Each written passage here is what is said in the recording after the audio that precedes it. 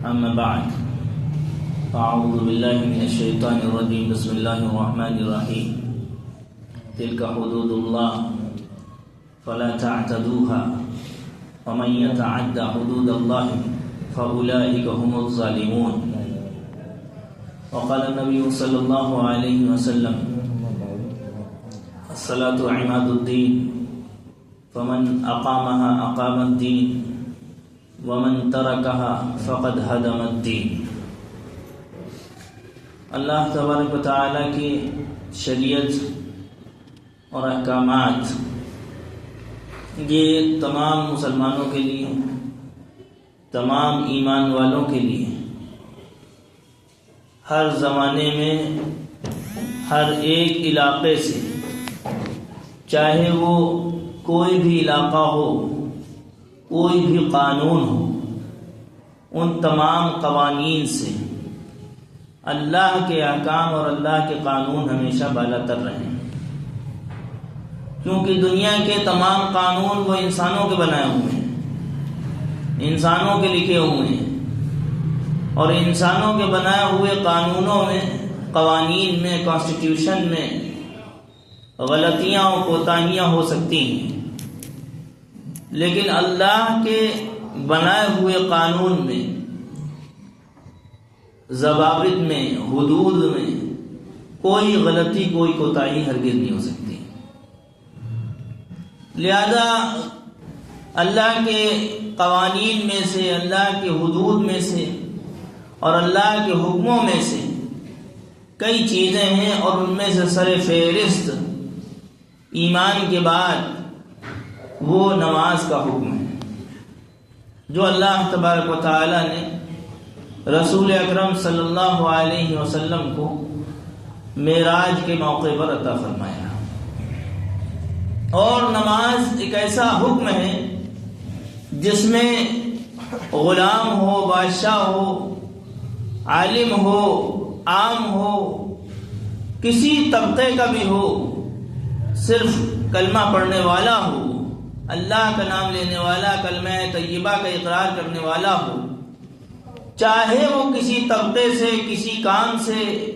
کسی کاسٹ سے، کسی برادری سے، کسی عہدے سے تعلق رکھتا ہو، ہر ایک شخص پہ برابری کی حیثیت سے اللہ کا یہ حکم اس کے اوپر فرض ہے۔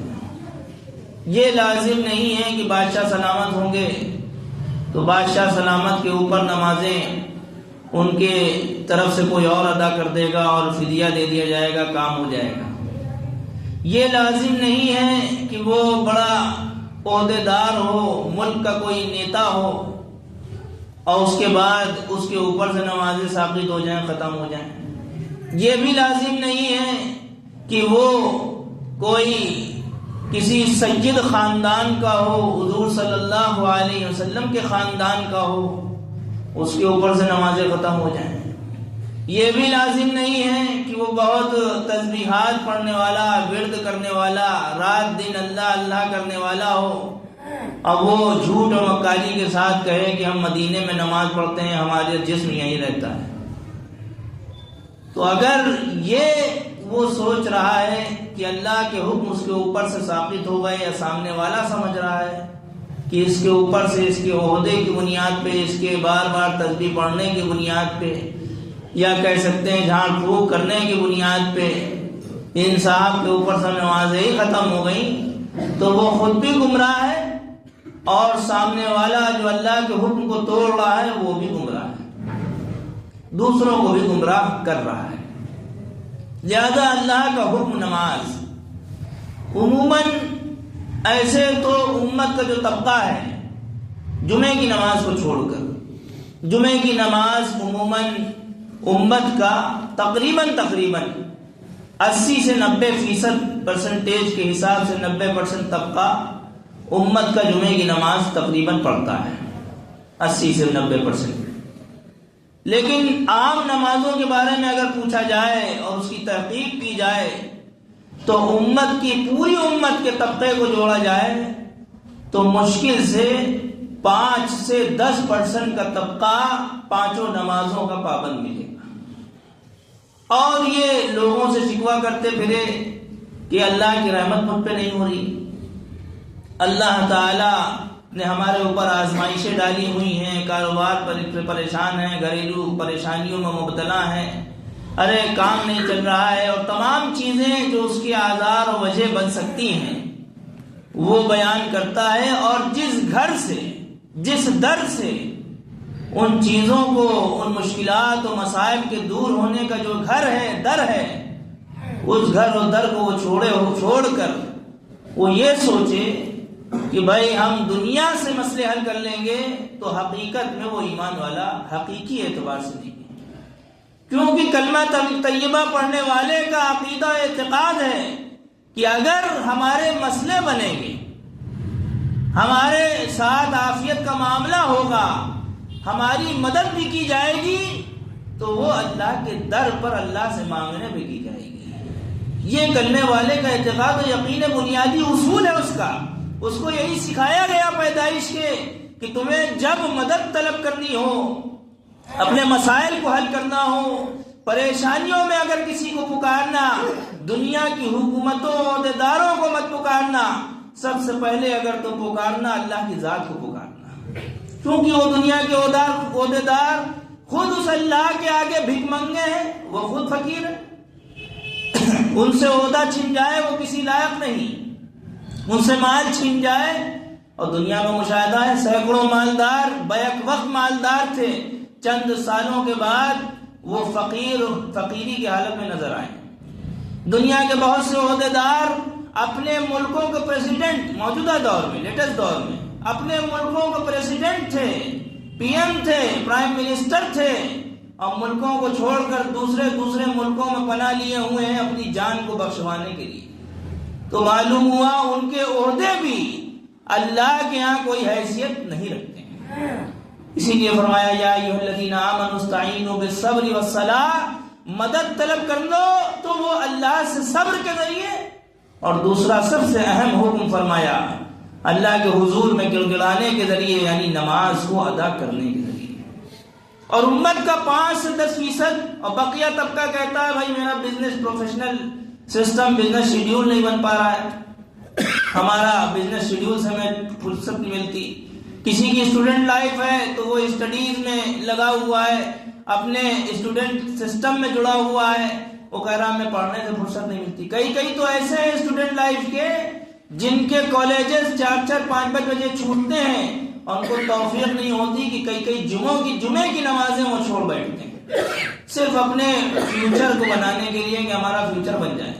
اصل فیوچر مومن کا اگر ہے تو وہ آخرت ہے، دنیا اس کا فیوچر ہے ہی نہیں۔ اصل مومن کا اگر فیوچر ہے تو وہ آخرت ہے جس کے لیے وہ دنیا میں بھیجا گیا ہے۔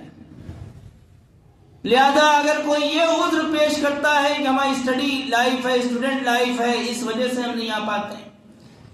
اور کوئی یہ عذر پیش کرتا ہے کہ ہم کسی کے ہاں نوکری اور جاب سے شیڈیول میں جڑے ہوئے ہیں اس لیے نہیں آ پاتے ہیں، کوئی کسانی کا کرے، یا جو جس فیلڈ میں ہے، جس لائن میں ہے، وہ اپنے عذر و وجوہات کو بیان کرے کہ ہاں بھائی ہم نماز کے لیے ہم آ ہی نہیں پائیں گے، تو اس کو چاہیے کہ وہ حضور صلی اللہ علیہ وسلم کے زمانے کے صحابہ میں چلا جائے، اس کو چاہیے، اور جو کہے کہ ہم بیمار ہیں اس لیے نماز نہیں پڑھ پاتے، اس کو چاہیے کہ حضور صلی اللہ علیہ وسلم کی خود زندگی کو دیکھ لیں، اس کو چاہیے کہ عبد الرحمن بن عوف جیسے مالدار جو پورے مدینے کو خرید لیں، زمین کو، ان مالداروں کے پاس چلے جائیں، اس کو چاہیے کہ اصحاب صفہ جو 24 گھنٹے حدیث پڑھانے میں لگے رہے ان لوگوں کے پاس جائیں، اس کو چاہیے کہ لنگڑے پیر سے معذور ہیں حضرت عمرو بن جموح رضی اللہ عنہ ان کے پاس چلا جائے، اس کو چاہیے کہ کئی نابینا صحابہ جو آنکھوں سے معذور تھے، اللہ نے عبداللہ بن ام مکتوم ان کو اذان کہنے کی اللہ نے سعادت نصیب فرمائی ہے اللہ کے حکموں پہ عمل کرنے کی نسبت سے، لہذا اس کو چاہیے کہ وہ بیماری کے سلسلے میں خود حضور اقدس صلی اللہ علیہ وسلم کے پاس چلا جائے، جب پوچھ لے اور پتہ کرے کہ کیا تھی آپ کی بیماری کا زمانہ جس میں آپ کندھوں پہ سوار ہو کر، کندھوں پہ ہاتھ رکھ کے سہارا لے کر بھی آپ مسجد نبوی میں اللہ کے حکم کو ادا کرنے کے لیے آ گئے، جبکہ آپ بخشائیں اور حق ہے کہ آپ جماعت کی نماز بھی چھوڑ دیں، اس کے باوجود بھی آپ کندھوں کے سہارے پہ جماعت کی نماز کے لیے مسجد نبوی میں حضرت ابوبکر صدیق رضی اللہ عنہ امامت فرما رہے ہیں اور آپ سہارے سے تشریف لا رہے ہیں، تو کسی شخص کے پاس کوئی عذر نہیں بچتا ہے کہ وہ اللہ کے حکموں اور نمازوں کو ادا نہ کر سکے، کوئی عذر نہیں اس کے پاس۔ اسی لیے قیامت میں 3 لوگوں کو لایا جائے گا۔ ایک مالدار ہوگا، اسے پوچھا جائے گا کہ بھائی تم نے نماز کیوں نہیں پڑھی؟ تو وہ کہے گا کہ بھائی ہم فیعلل بمالہ و ثروتہ، اپنی مال کے بہانے بنانے لگے گا کہ بھائی ہمیں مال کمانا تھا، اس مال کو ہم کمانے میں لگے ہوئے تھے، پیسہ کمانے میں لگے ہوئے تھے، اور ہو سکتا ہے بہت سے ہم میں سے بھی بہت سے جواب دیکھیں، بہت سے لوگوں کے جواب ہوتے ہیں کہ روزی کمانا بھی فرض ہے۔ کچھ لوگوں کا یہ بھی کہنا ہے روزی کمانا فرض ہے، لیکن روزی کو اللہ کے حکموں کو توڑ کر، ٹھکرا کر، نمازوں کو چھوڑ کر کمانا فرض نہیں، گناہ کبیرہ ہے۔ روزی اتنا کمانا فرض ہے جس سے آپ کی غذا، آپ کی تمام جو ذرائع معاش ہے، اکنامک سسٹم ہے، وہ کسی حد تک بنا رہے، آپ کسی کے آگے ہاتھ نہ پھیلائیں۔ لیکن روزی اتنا کمانا کہ اللہ کے حکم چھوٹ جائے، رسول کی سنتیں چھوٹ جائیں، اللہ کے حکم جا رہے ہوں تو جا رہے ہوں، تو پھر ایسی روزی گناہ کبیرہ کمانا، صاف فتویٰ۔ وہ بات الگ ہے، روزی کا اگر فتویٰ آپ طلب کریں گے، روزی تو وہ جو کمائی ہوگی وہ تو حلال ہوگی، لیکن جو آپ عمل انجام دے رہے ہیں نماز چھوڑنے کا، اس کی وجہ سے روزی کمانے کا عمل بھی، کام جو ہے، یہ گناہ کبیرہ ہو جائے گا۔ وہ بات الگ ہے، کمائی کو کوئی حرام نہیں کہے گا۔ دوسرا، یہ شخص لایا جائے گا، وجہ بیان کرے گا کہ ہم نے پیسے، بیٹا خاموش رہو، ہم نے اپنے پیسے کمانے اور مال کمانے کی جو ہے یہ وجوہات بیان کرے گا، تو اس سے کہا جائے گا تم نے نماز چھوڑ دی، وجہ بیان کرے گا، فَيُسْحَبُ فِي النَّارِ، گھسیٹ کر اس کو جہنم میں ڈال دیا جائے گا۔ دوسرا، بد بیمار، بہت سے لوگ کہتے ہیں ہم شوگر کے مریض ہیں، ہارٹ پیشنٹ ہیں، سروائیکل پرابلم ہے، اور تمام قسم کی لنگس میں پرابلم ہے، اور بھی جو بھی پرابلم ہو سکتی ہیں وہ سب ہیں، دقتیں ہیں، لیکن ان کو کھانے سے کسی چیز نے نہیں روکا، پانی سے وہ نہیں رک رہے ہیں، وہ محلوں میں ٹہلنے سے نہیں رک رہے ہیں، ہوٹل میں چائے پینے سے نہیں رک رہے ہیں، وہ لوگوں سے ملاقات میں نہیں رک رہے ہیں، وہ شادی بیاہ میں جانے سے نہیں رک رہے ہیں، وہ اپنے گھر کے نیچے چیئر ڈال کے گھنٹوں باتوں کرنے سے نہیں رک رہے ہیں، تو اس کا مطلب یہ ہے کہ وہ اللہ کے حکم سے صرف اپنے گویا کی چھوٹے موٹے بہانے کی نسبت سے رک رہے ہیں۔ ایسے شخص کو بھی لایا جائے گا، بیمار شخص لایا جائے گا اللہ کے حضور میں، پوچھا جائے گا لماذا ترکتها، تم نے نماز کیوں چھوڑ دی؟ فَيُعَلِّلُ بِمَرَضِهِ، اپنی بیماری کی تعلیل و وجہ بیان کرے گا کہ ہم بیمار تھے، شوگر پیشنٹ تھے، ہارٹ پیشنٹ تھے، جو بھی اس کو ساتھ بیماریاں لگی ہیں، تو کہا جائے گا کہ تم نے یہ بیماری کی حالت میں یہ معاملات جو بھی تفصیل ہے، فَيُسْحَبُ فِي النَّارِ، اس بیماری کی وجہ اس سے نہیں سنی جائے گی، کیونکہ شریعت نے بیماری کی حالت کی نماز کا طریقہ بھی بتایا، شریعت نے بیماری کے شریعت اتنی آسان ہے، اللہ کے قانون عمل کے لحاظ سے اتنے آسان ہے کہ آدمی صرف سر ہلانے کی طاقت رکھتا ہو، اس وقت بھی اس کو نماز پڑھنے کا طریقہ بتایا گیا کہ کیسے پڑھنا ہے۔ چلو ہاتھ نہ ہلا سکتے ہو کوئی بات نہیں، تم کمر نہیں جھکا سکتے کوئی بات نہیں، سر نہیں جھکا سکتے کوئی بات نہیں، سر ہلا کے تم طاقت رکھتے ہو اشارے سے، تم کو وہ بھی طریقہ بتایا شریعت نے آسانی کے طور پہ کہ تم ایسے نماز پڑھو۔ تیسرا شرط، ایک عورت کو لایا جائے گا کہ بھائی تم نے نماز کیوں؟ بہت سے گھر کی عورتیں کہتی ہیں ہمیں گھر کے کاموں سے فرصت نہیں ملتی، شوہر ہمارا پریشان کرتا رہتا، رات دن کھانے پینے میں لگائے ہوئے ہیں، چائے ناشتے میں لگائے ہوئے ہیں، پوچھا اور جھاڑو اور برتن میں ہی میری زندگی کٹ رہی ہے، ہم نماز کیا پڑھیں؟ تو لہذا اس وقت بھی ایک عورت کو بلایا جائے گا، پوچھا جائے گا بھائی لماذا ترکتھا، تو نے نماز کیوں چھوڑ دی؟ فتعلل بخدمت الزوج، تو اس وقت وہ اپنے شوہر کی خدمت کی وجہ بیان کرے گی، اللہ تو بہانے بیان کرے گی، تو اور کہے گی کہ انہ لم یتیحنی فرصتاً، کہ ایک موقع بھی میرے شوہر نے ہم کو نہیں دیا، جب تمہیں ایک موقع نہیں دیا تو تمہیں میک اپ کا کس نے موقع دیا؟ تمہیں شادی بیاہ میں جانے کا موقع کس نے دیا؟ تمہیں گھنٹوں موبائل کے ذریعے بات کرنے کا تمہیں کس نے موقع دیا؟ تمام اپنی روداد تمام لوگوں کو بتانے کا تمہیں کس نے موقع دیا؟ جب اتنا وقت تمہیں مل رہا ہے کہ لوگوں سے فون پہ باتیں کر سکتے ہو یا کر سکتی ہو، اور تمام قسم کے اپنے میک اپ سسٹم میں تم کام ٹائم لگا سکتے ہو اپنے جسم کو، آج کے دور میں تو مردوں کے بھی میک اپ کوئی عورتوں سے کم نہیں ہے، لہذا ان کو بھی اپنے ٹائم فرصت مل سکتی ہے جب اتنی، تو پھر وہ اللہ کے حکموں کو کیوں نہیں ادا کر سکتے؟ فَتُسْحَبُ فِي النَّارِ فَتُلْقِيَ فِي النَّارِ تُلْقَى فِي النَّارِ، اس کو جہنم میں پھینک دیا جائے گا۔ لہذا نماز ایک ایسا حکم ہے جس کے بارے میں اللہ کے تعالیٰ نے قرآن پاک میں ایک سب لفظ استعمال کیا، فَخَلَفَ مِن بَعْدِهِمْ خَلْفٌ، ان کے بعد یعنی جو نیک لوگ تھے، ان نیک لوگوں کے بعد ایسے نالائق لوگ پیدا ہوئے، اضاعوا الصلاۃ،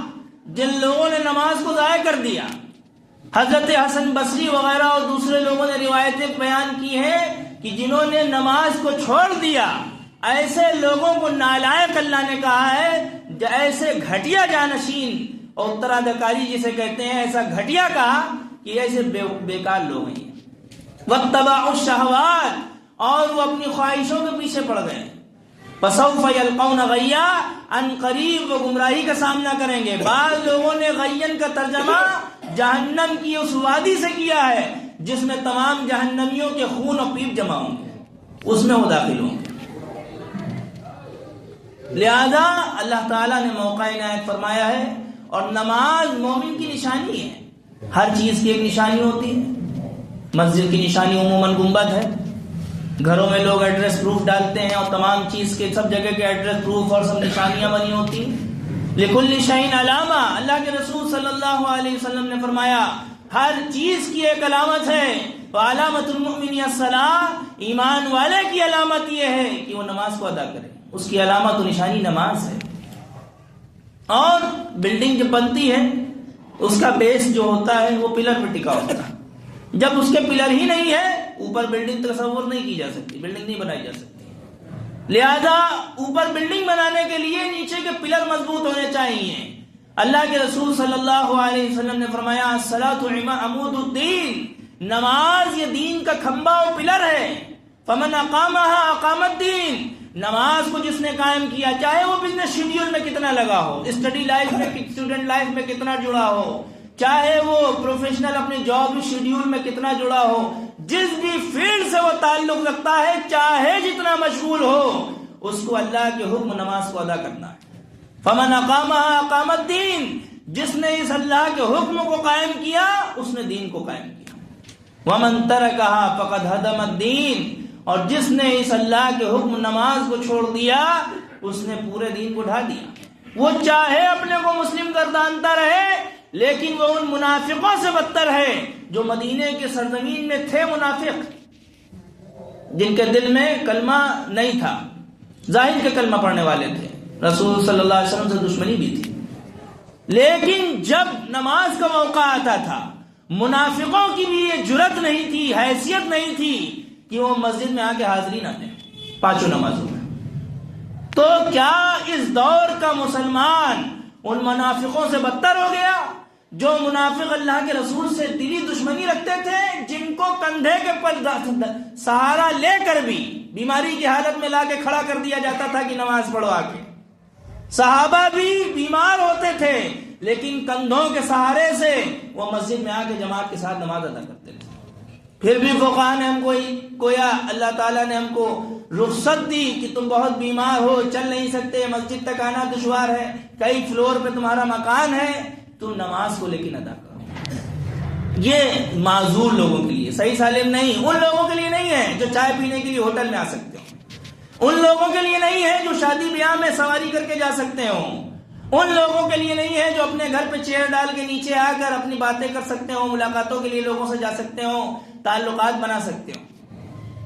اس لیے اللہ نے موقع عنایت فرمایا ہے، اور نماز یہ بڑا محتم بشان عمل ہے جس کو ہماری قوم نے بالکل طاق پر رکھ دیا ہے۔ اسی لیے یہودی یا کرسچینٹی کے تعلق رکھنے والے شخص نے کہا کہ جس دن مسلمانوں کی قوم جتنی جمعے میں حاضر ہوتی ہے مسجدوں میں، جس دن وہ فجر میں حاضر ہونے لگے گی، اس دن پوری دنیا کے اکثر حصے کو مسلمانوں کے غلبے کا تو انتظار کرو۔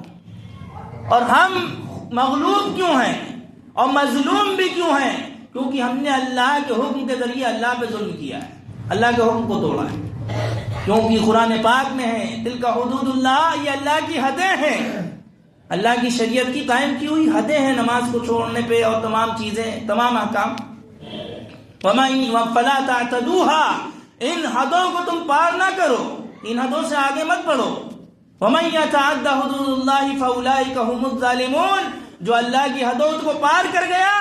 وہی ظالم ہے، اس کو ظلم کرنے والا قرار دیا، کافر کو نہیں،